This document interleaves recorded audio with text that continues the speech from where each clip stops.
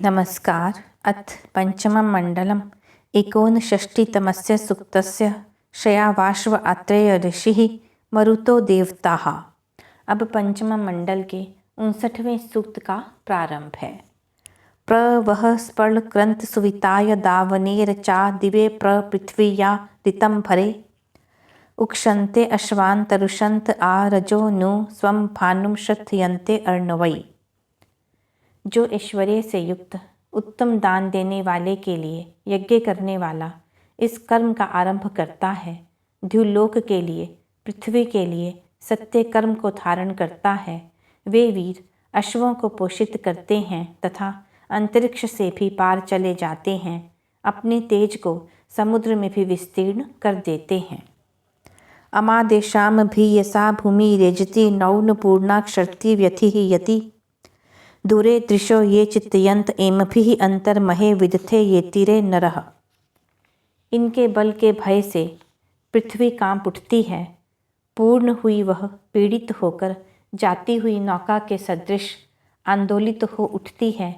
दूर से दिखाई देने वाले जो वेग युक्त गतियों से पहचाने जाते हैं, वे अग्रणी जन युद्ध के भीतर रहकर महिमा पाने के लिए प्रयत्न करते हैं। गवामिव श्रेयसे शिंगम उत्तमं सूर्यो न चक्षुरजसो विसर्जने अत्या इव सुभवः चार्वः स्थन मर्या इव श्रेयसे चेतथा नरः। हे अग्रणी वीरों, गौओं के उत्तम सींगों के सदृश अथवा किरणों के उत्तम तेज के सदृश शोभा के लिए तुम तेज को धारण करते हो। अंधेरों का निवारण करने के लिए सूर्य की भांति प्रकाशित होते हो। तुम शीघ्रगामी अश्वों के तुल्य उत्तमता से होने वाले एवं दर्शनीय हो। अश्वों के समान ऐश्वर्य प्राप्ति के लिए तुम जाने जाते हो, प्रयत्नरत रहते हो। को वो महांति महताम उत अश्वत् कस काव्या मरुतः को ह पौंस्या यूयम ह भूमिम किरणम रेजथ प्रयत भर्धवे सुविताय दावने। हे वीर मरुतो, तुम्हारी महानता की महिमा भला कौन प्राप्त कर सकता है? कौन तुम्हारी बुद्धिमता के कार्यों की प्राप्ति कर सकता है? किसे तुम्हारे तुल्य सामर्थ्य प्राप्त हुए? जब धन ऐश्वर्यों के दान के लिए उन्हें उत्तमता से धारण करते हो, तब तुम निश्चित रूप से किरणों की दीप्ति के सदृश भूमि को कंपा देते हो। अश्वा इव इत अरुषासः स बंधवः शूरा इव प्रयुधः प्रोत युयुधुः मर्या इव सुवृधो वावृधुः नरः सूर्यस्य चक्षुः प्रमिनन्ति वृष्टिभिः। वे वीर रक्तवर्ण के अश्वों के समान ही हैं, परस्पर भातृभाव का व्यवहार करने वाले हैं और शूरवीरों के समान उत्तम योद्धा हैं, अतएव उत्तमता से युद्ध करते हैं। वे अग्रणी मनुष्यों के समान उत्तमता से वृद्धि करने वाले हैं, इसलिए यथेष्ट रूप से वृद्धि करते हैं। वे वृष्टियों से सूर्य के तेज को भी क्षीण कर देते हैं।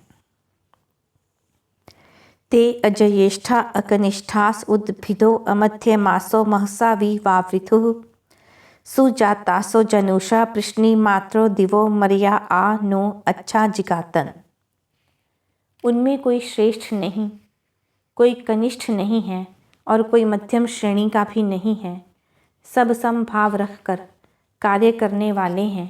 वे बाधाओं का भेदन कर ऊपर उठने वाले हैं, अतएव वे अपने पराक्रम से विशेषता से वृद्धि को प्राप्त होते हैं।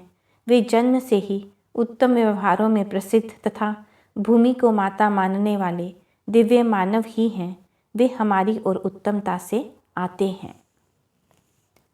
वयो न ये श्रेणिः पप्तुः ओजसा अन्तान् दिवो बृहतः सानुनः परि अश्वास एषाम उभये यथा विदुः प्रपर्वतस्य नभन्नून अचुच्यवुः। वे वीर पक्षियों की भांति पंक्ति रूप में समूह में पराक्रम से वेग से आकाश के दूसरे छोर तक तथा विशाल पर्वतों के शिखर पर भी चारों ओर से पहुँचते हैं। एक दूसरे के बल का ज्ञान करते हुए इनके अश्व पर्वतों के समूह गिरा देते हैं अथवा वेग के समूहों को मशाते हैं। मिमातु धौ अदितिः वीतये नः सम दानु चित्रा उषसो यतन्ताम् आचुच यवुः दिव्यम कोशमेत ऋषे रुद्रस्य मरुतो गृणानाः। हे ऋषिवर, माता अथवा प्रकाश के सदृश ज्ञान सुख आदि की प्राप्ति के लिए हम जनों को प्रयत्नरत करिए। अद्भुत दान से युक्त उषा काल हमारे लिए उत्तमता से प्रयत्न करें। प्रशंसित हुए वे दुष्टों को रुलाने वाले वीर दिव्य कोश अथवा भंडार को सब ओर से वर्षाते हैं। यह पंचम मंडल में 59वां सूक्त समाप्त हुआ।